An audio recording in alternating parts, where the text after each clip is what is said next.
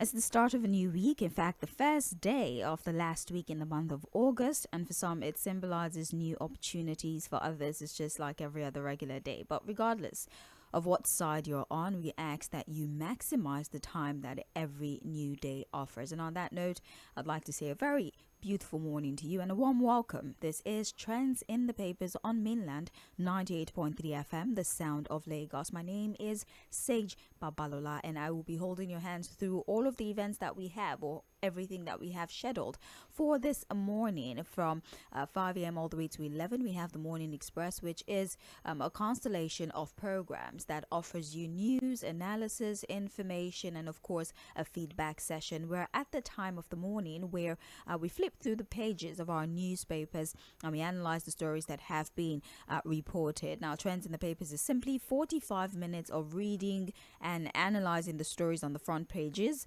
a venture that I would most definitely not be undertaking on my own, because our in-house analyst Fᴜဃᴜ will be joining in just a few minutes. And before we start to look at today's story, I would like to take your mind back to some of the stories that were reported over the course of the weekend, as is standard practice here. So from Friday till Sunday, there were some stories that had been reported in our dailies, but because we were not here, we've decided to come. This is Trends in the Papers. I am Sage Babalola. I would like to draw your attention to our social media platforms before I get into the stories of the morning. We are live on Facebook and on YouTube, so please go on there, interact with us, follow the page so that you get notified once we're live or when we have new information on our social media platforms. Facebook offers you that privilege, so go on there, follow us. You can click on the live chat option there, which takes you straight to the live stream. We're also on other social media platforms as well. We're on X, formerly known as Twitter. We're also on TikTok, where you get to see the fun side of your favorite presenters. Yes, so please follow us across all our social media pages. We are at Mainland 98 point stories that trended over the course of the weekend, and I'll bring on Fᴜဃᴜ to join us for more recent discuss. The Punch over the weekend had reported Benue Assembly gets new speaker. Reps query NERC over 59 billion naira metering fund. NLC reject RMAFC's democratic action. APC members defect to ADC in Sokoto. Killings. Declare state of emergency in Katsina, Zamfara. ADC urges Tinubu. Borno denies detaining and bad governance protesters. Yᴏᴜᴛᴜ beg Tinubu to remove me from wanted list. That's what we had on the Punch. For Guardian, Nigeria requires 1 trillion naira annually for school feeding program, says Vice President Shettima. 2027, no Igbo man will contest presidency against Tinubu, says Ohanaeze. Nigeria, Japan, Kwakwanso unfit to defeat Tinubu, says pro-Jonathan group. Citing 10,217 deaths in 2 years, AM's APC policies. Finally, for Guardian, my political move about national renewal, not presidency, says Atiku. And finally, for the Vanguard newspaper, weekend reports, pay rise. Halt exercise before it triggers crisis. Labour warns RMAFC. Falana to EFCC. Return recovered 32.7 billion naira, 445 trillion naira. Despite consumers' complaint. And finally, flood. 404 stories that trended over the course of the weekend. It's about time for us to bring Fᴜဃᴜ on board so that we can start the conversation for to prevent any interruption whatsoever. We'll be back and then we start looking at the reports for this morning. My name is Sage Babalola. This is Trends in the Papers on Mainland 98.3 FM. Don't go anywhere. Hello there. Remember the saying, safety first. Your safety matters, and knowing how to make an emergency call can save lives. In times of trouble, knowing what to do and who to call can make all the difference. In case of fire, if you see a fire outbreak in either your home, office, or neighborhood, what do? In case of a crime or in danger, or you see something suspicious, what do? Also, health emergencies come without warning. So, in case of an accident, if someone is unconscious, injured, not breathing, or having a medical emergency, what then do? Simple. reach out to the appropriate personnel by calling the emergency toll-free line on 112 or 767. Remember, 112 or 767. Now here is what to do when you call. Stay calm and speak clearly. Describe the emergency, give your exact location, give your name and phone number so the personnel can contact you if needed. Stay on the line. Follow any instructions, don't hang up until you're told to. And very importantly, do not misuse the emergency line as OAX calls delay real help and are punishable by law. Let's work together to make Lagos safer for everyone. Remember the number. Remember, call 767 or 112 in an emergency. This message is brought to you by Mainland 98.3 FM, the sound of Lagos. Stay alert. Stay safe. What's your emergency?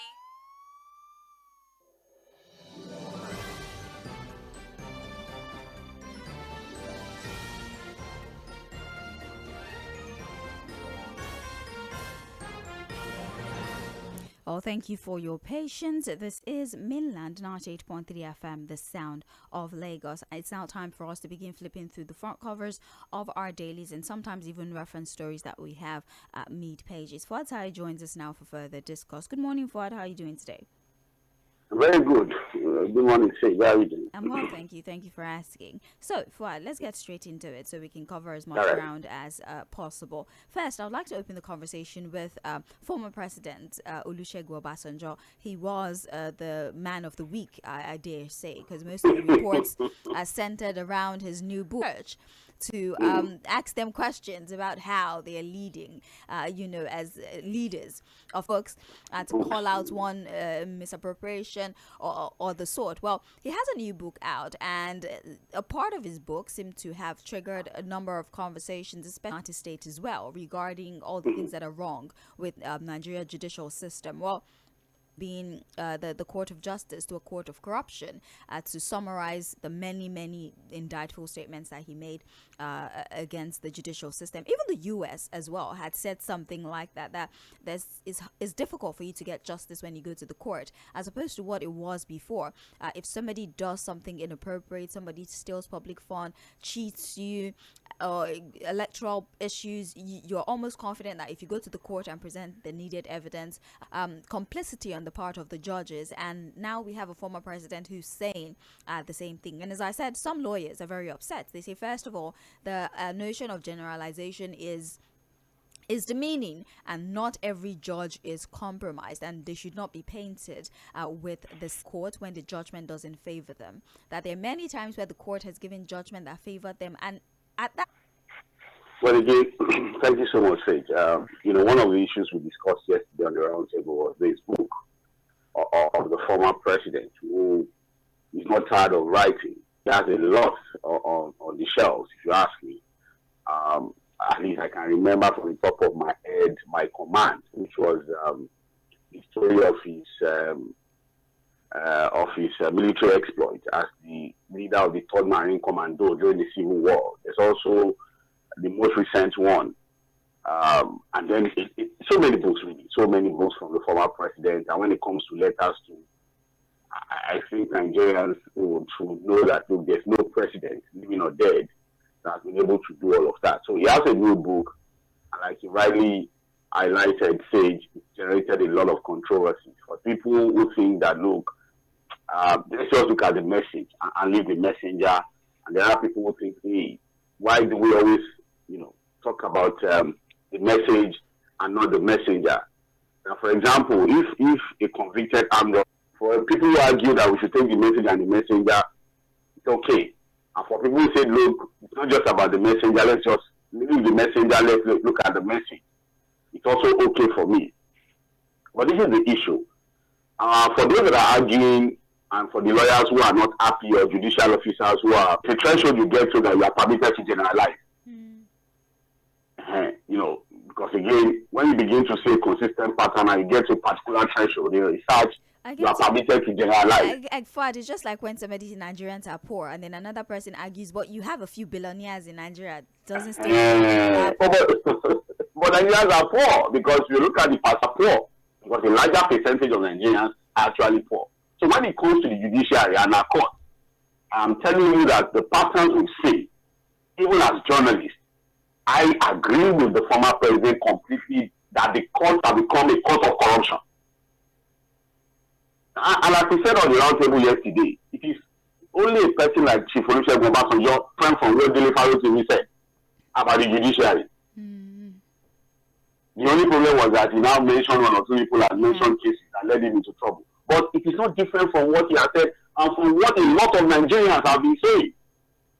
So if we have lawyers who are still living in denial and they are only deceiving themselves, the reality is that our courts have become completely compromised at all levels.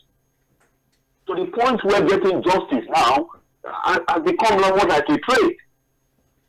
And that's what the former president is saying, that look, these courts have moved from being courts of justice to courts of corruption. And then somebody will argue that when the indices are there, and you know the funny thing about nation building is very clear. And the indices that leads to destroying a nation is also very clear. And they don't exist in isolation. Sage, go and look at nations that are doing very well all over the world. Nations that are doing very, very well. Whether you go to the Maghreb region, whether you go to the Arabian Peninsula, you go to Southeast Asia, you go to Europe and America, nations that you can say are doing very, very well, strong economy, thriving, population, prosperity for the people. You know the first thing they fight? They fight corruption. That's the first thing. In planning for prosperity for their people, they have a template to first ensure that corruption is a no-no in their society, in their country. China, countries like even Singapore, because they know that, look, you can't have a corrupt society and expect any meaningful development. Because it's going to spread into all the fabric of your society and destroy every good intention you have. But what do we have here in the country? We romance corruption. We encourage corruption. In fact, the only time we complain about corruption is that when it does not favor us. Right. We are the people that once you are benefiting from a corrupt system, everything is okay. So we pick and choose which corruption to condemn. So I don't say anything new in what the former president has said, but it is good that he's even saying it. Whether the messenger has the moral standing to say it or not is another conversation entirely. But you can't fault what he has said and what he is saying. And these are things that we need to pay attention. They can win elections. Nobody has ever defeated them. But basically playing into corruption, destroying the fabric of our society, and we keep celebrating that. Little wonder there's no meaningful development in the country, as we see. Because we keep playing it dirty. We keep encouraging bad behavior. The judiciary compromise, the legislature has become completely useless in practical terms. The executive is not doing it better because of this same issue of corruption. And then we should continue to live in denial because it's Obasanjo that is saying it. Well, for that side, once upon a time, we did have, political figures stand up and say that he had at some point interfered with judgments by virtue of his wife holding a judicial position. He almost outrightly just acknowledged that corruption had happened there, right? And nothing happened. One would expect that some level of investigation would have, okay, what you need to now give us specific instances on the judgment that you claim to have interfered with, when your wife was a judicial officer, amongst other things. But what we need to do is to fix the judiciary. Since we know what the problem is, we've been talking about the problem, how then do we fix it? First, he who pays the piper dictates the tune. Unfortunately, a judiciary that should have their own budget is now tied to the apron string of the executive. And oftentimes, if you are tied to the apron string of whoever is sponsoring you, you would want the executive. Politicians, allegations of politicians. But that's that about that. The book is Nigeria, Past and Future. That's the title of the book. So if you want to read it, presidential order fails to curb soaring drug prices. Now, despite President Bola Tinubu's executive order in June of 2024 aimed at reducing drug costs by abolishing tariff, excise duties, and value-added tax on pharmaceutical machinery and raw materials, Nigeria continues to battle soaring medical costs, leading to no relief for consumers or manufacturers. Now, the Coordinating Minister of Health and Social Welfare, Mohammed Partey, on specified machinery, equipment, and raw materials, aiming to reduce production costs and enhance local manufacturers' competitiveness. So far, I would like to think of it as some sort of editorial on what's going on in the health sector. In fact, sick and stranded is just the perfect way to explain this. The president in June had given an executive order that for those who are importing medical facilities, seeing as we're not very great at production at the moment and we depend on importation, zero tariff tolls are yet to enforce this, and people are paying through their noses. In fact, we've seen people who had to discharge their ailing relatives from the difficulty in enforcing executive orders. What is the problem? Should we now start considering stiff punishment for ministries, department, agencies, or government facilities that refuse to incorporate executive orders, especially one like this that can save the lives of many Nigerians? Before we even begin to question the implementation of the so-called executive order, the question we should ask ourselves is this: can the executive? We all know the root cause of this problem. Yes. We created a problem. There was a reason why they were moving. Yeah. We created a problem by not thinking through policies.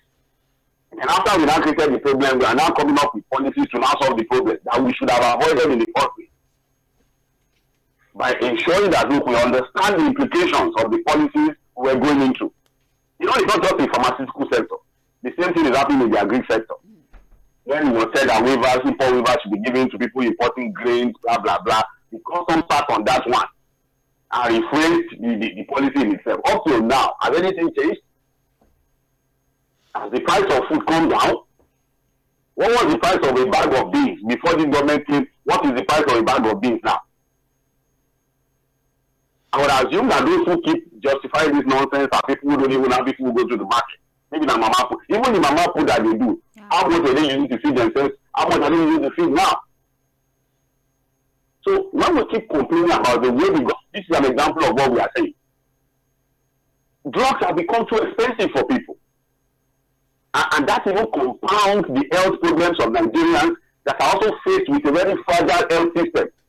The hospitals are not equipped. Doctors are living in droves. The nurses are leaving the country. And then the over-the-counter drugs that people are using to help themselves have become too expensive for them to buy. If you go to our hospitals, you understand the reality of Nigeria. When we come to these things we are saying, a functional health insurance system that can take care of things like this away for the poor and vulnerable. So you see people begging practically. And look, you can't blame the doctors. They can't even treat your patient. They will tell you, go and do this test. Do this test. By the time they write to close to 50 tests for you keep running around the hospital begging for money. Then you now get to the point where you are able to even do the test. They sit to your patient, and then so the executive order of import, is it about import waivers alone? What are the reasons why the price of drugs, prescription drugs, have gone through the roof? We know it, unless we want to continue to deceive ourselves. So when we talk about the reality of Nigeria and the fact that you cannot just wake up every day and be telling us you are giving governors more money, you are giving Lagos Calabar highway. We are talking about the fact that the thing that really concerns the well-being of the people are left unattended to. Nigerians are suffering. They can't take care of themselves. They can't go to the hospital. They are dying. We are talking about giving more money to governors, fixing Lagos Calabar highway. So after fixing the road, the people are dead even before the road is ready. And what is the value of the road you are constructing that the people that are supposed to use the road are dead even before the road is ready? What? Well, hello? I'm with you. I can hear you. Yes. Well, that is that report. Don't use these public infrastructure, so they might not be able to understand the full picture of what's going on in the health sector. Sick and stranded is the headline that we see on the front. Sick and stranded. I like that from the Punch newspaper. Punch newspaper. That's they are sick and they are stranded. They can't afford drugs. The hospitals are useless practically without drugs. Do you know the ratio is now 1,000 patients to one doctor? That's the ratio now. Imagine. With the brain drain. That's 1,000 patients. If you go to a public hospital, you see that the doctors are overworked, overstressed. That's why sometimes you see misdiagnosis. You can't blame them. Well, we're still looking at the Punch newspaper. Fuad, federal government shuts 22 illegal tertiary institutions. Now, the National Commission for Colleges of Education has uncovered and shut down 22 illegal colleges of education. The discovery was made during a crackdown on illegal colleges of education in the country. The development was revealed in the Commission's achievement seen by correspondents. The NCCE identified and shut down 22 illegal colleges of education operating across the country. They had recently urged the National Universities Commission, the National Board for Technical Education, and the National Commission of Colleges of Education to weed out illegal higher institutions of learning in the country. And previously, they had tension to the existing the commission, to clamp down on illegal tertiary institutions operating in the country, and so far they've been able to get 22 of those. For the lacuna that exists within the education structure, the licenses that this individual seem to get before they set up tertiary institution without a strong source of funding. At the end of the day, you spend 7 years in school only for you to realize that your university wasn't even accredited to begin with. How do we plug this lacuna for our side?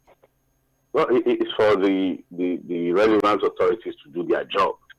The National Universities Commission, the National Board for Technical Education also has a role to play when it comes to polytechnics, monotechnics, and other institutions of learning at that level. So it's just for them to do their job, put their ears on the ground, get their workers and personnel to go out there and ensure that these things don't exist. Students who go to schools and you ask them the name of the school, you just shake your head. I think there's even a story that one student told me that the entire students, after realizing that after 4 years the school was not accredited, burnt down the whole institution. Yeah, they had to. They themselves will get certificates, but they said they will not leave until the school goes out. If the schools affiliate. I don't know how affiliation works. You understand what I'm saying? Sometimes you now discover that there's no affiliation anywhere. They'll be using it, to defraud students. So when it comes to accredited institutions, somehow it means that you have to be listed on the brochure of JAM for you to be able to admit students. So I think that will waste your time at the end of the day.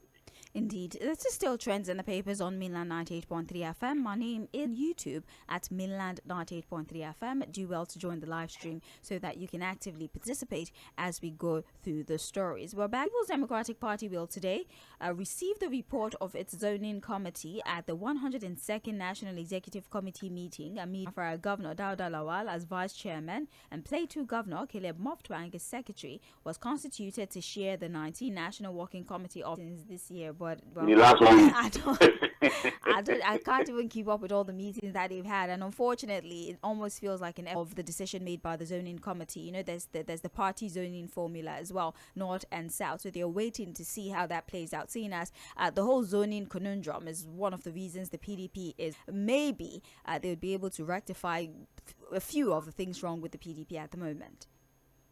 Yeah, I'm sure you're listening to the way by Sarkozy Sadiba described the marathon meeting from the PDP governor. Because again,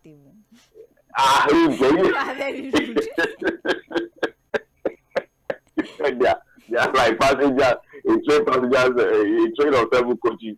We go around and around with no destination. In sight. And that's the reality, because again, in the last 1 week, I think they found themselves also converging in Zamfara. The Zamfara one was the most interesting for me. You saw the attire. All of them dressed like Emia. Like Emia. Why are you dressed like an Emia? Just wear your normal clothes. No, there is Zamfara. When they meet, you see, our politicians are able to put those things together. We're able to quickly do it. Because again, they all look ready. Maybe there are people who do that. When they are coming to this state to show Agbada, and the Agbada fits every one of them. This thing was, prime and proper. If you ask me where I saw it, the only one that I don't know I'll be talking about that is trendy is identity's own. He calls it a lot of entertainment, and all of that. So, from Lagos, they found themselves in Zamfara. At some point, I think they even met in Bauchi yesterday. And I think finally they will be having a meeting in Abuja. Issue first and foremost is on the National Working Committee position. Yeah. But again, all of that is left to be revealed, to be made public to the NEC. by the Tʀᴇ led zoning committee, and them like a bath. Just looking at them. And there are still some issues that have not been resolved. And until those issues are resolved, they are only wasting their time. Number one, zoning or no zoning is not. He has also told them that look, until that neck is properly stop all of these decisions of the party. PDP. So, you see, the reality is that look, the PDP has put this upon themselves. The crisis started even before the 2020. Their own party now have destroyer. And there are 30 members of the PDP who see Ḥᴏ as a unifier. The destroyer of the 2027 election will say for personal interest. But the other man who says, no, my own interest is that, look, the party can exist, so when she exists, to support President Bola Ahmed Tinubu ahead of 2020, the PDP, the way I see them, the APC will see them as candidates in 2027. Trust me.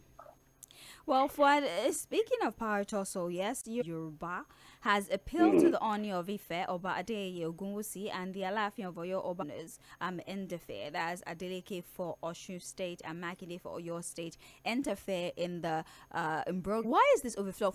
Is there like some sort of pre-existing issue here? Because at this point, well, we have the store, but these two village, they're very exposed, they're educated people. So what exactly is the issue with both of them? Is it still So you think the exposure and it should make because you now know too much what traditional rulers are not supposed to do about the history of his father when his father was the Oni and that era, and the Oni told around that your account is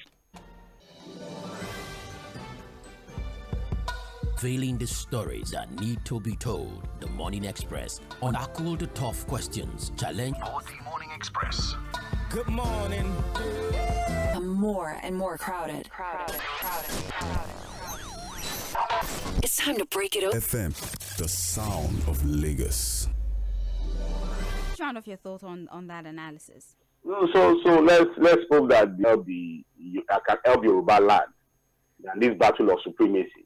Rather than this battle of insecurity in Yoruba land is also one issue they can look at and find a way to help. Well, speaking of important issues here, the NNPCL Petroleum Company Limited has deducted a total of 235.6 billion between January. The company's financial document.